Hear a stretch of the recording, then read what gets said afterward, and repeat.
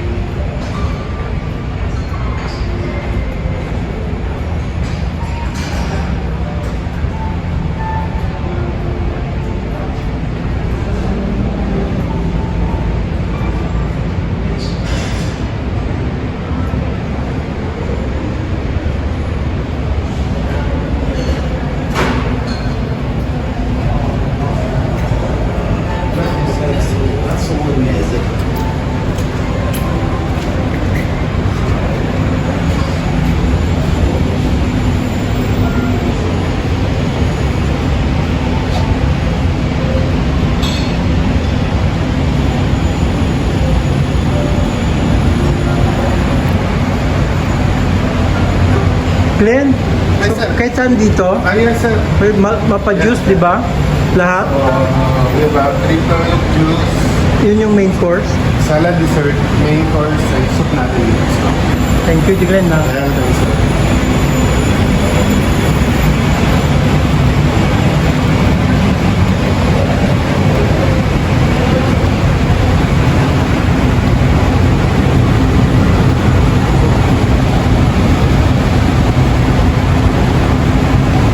Ha? Malapit na kayo dito.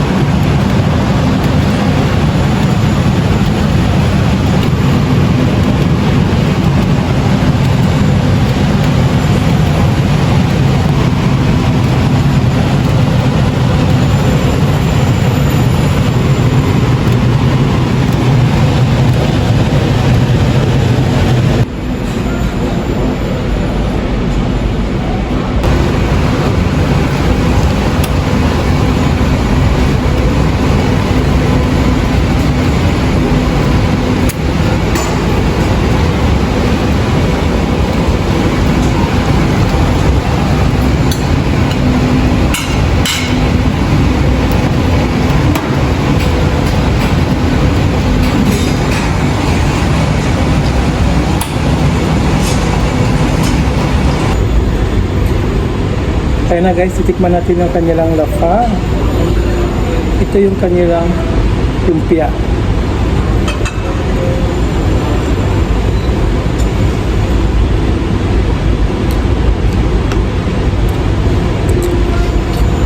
By the way guys, dito ko na pala sinelebrate ang aking birthday.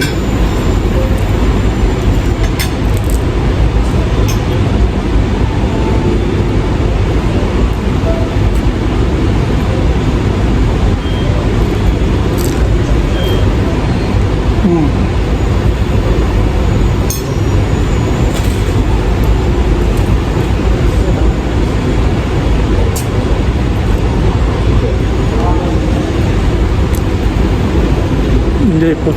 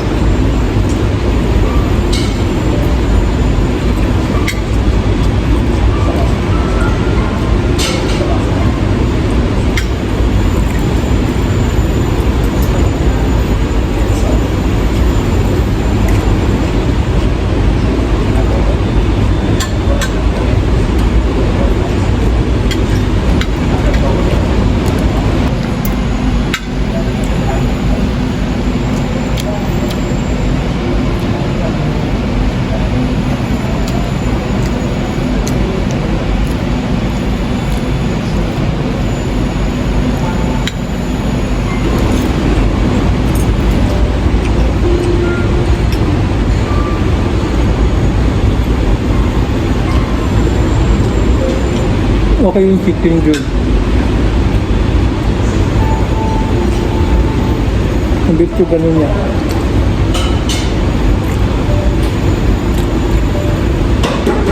Okay din. Yung fish hindi pasok. Hindi pa to. Kumuha ko ng fish. Kaya ko nga.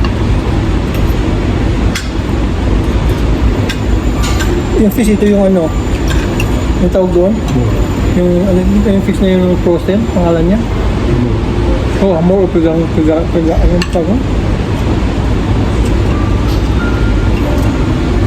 Pasok yung ano niya, beef, sugano ba yun?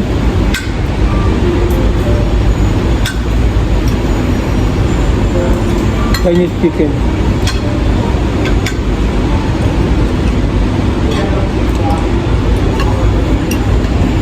Yung biryani niya, pasok?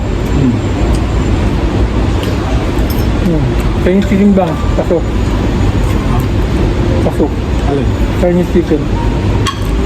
Masarap. Itay ko ito may roll.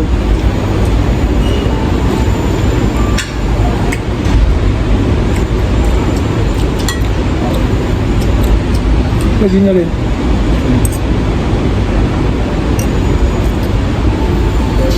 Pwede na yung ano niya. Yung gulay na talong. Parang yung ano, yung chicken roll parang hindi ko feel. Nagkumuha ka ba? Oo. Chicken roll? Ito yung chicken roll. Okay naman? Kasi parang na-overcook niya yung ano, pina.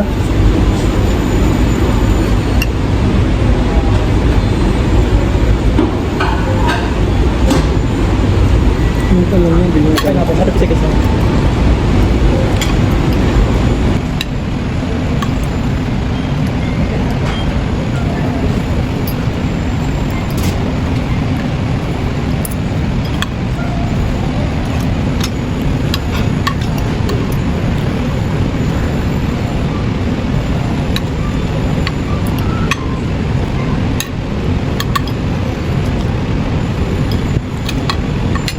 Okay na?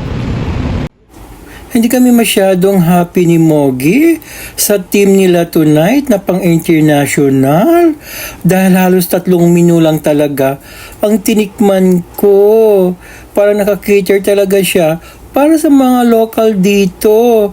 So, chinika sa amin ni Glenn na balik daw kami every Thursday night kasi meron daw silang seafood night at yun daw madalas ang binabalik-balikan ng mga Pinocchio sa kanila. Sabi ko sa kanya, sige, we'll see. Sana lang maging happy kami. The next day.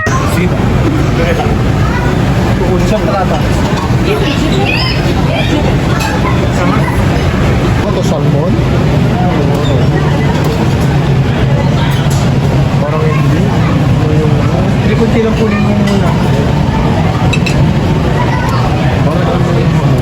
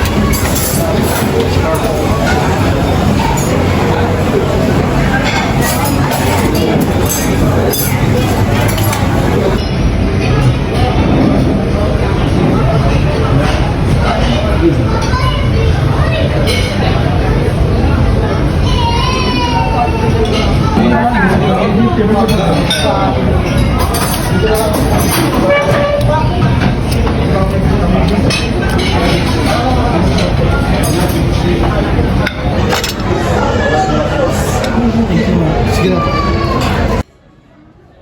Ayan na si Mogi at nagpapahinga na siya dyan kasi bundat na daw ang kanyang tiyan at hindi daw siya sure kung makapag-round 2 pa daw siya. Pero binulong niya sa akin. Iba pa rin daw yung unlimited buffet ng Marriott Hotel nung kami pumunta doon. Well, tama naman din si Mogi. So ito na nga, paalis na kami ni Mogi dahil tapos na kami mag-dinner dito sa Bryra Hotel ng 2 beses. At alam ko, inaantay nyo na sa akin ang aking final verdict o di kaya ang aking honest review sa inyo. Kung ikaw expat ka, huwag kang pumunta sa kanilang international night kasi hindi mo talaga ito magugustuhan kasi mostly sa lafang nila ay local. Ngayon, kung gusto mong ma-appreciate, pumunta ka dito sa kanilang seafood night. Pero hindi ka rin mag-expect na hanapin mo dito yung malalaking crabs, malalaking hipon, lobster at salmon kasi wala yan dito. At huwag ka na mag-inarte kasi magkano lang ba naman ang ibinayad mo. Siyempre, kung nagbayad ka lang ng mga mahigit 100 real, what do you expect? O paano guys, dito na magtatapos ang vlog namin sa inyo ni Mogi tonight at sana nagustuhan nyo. Babo!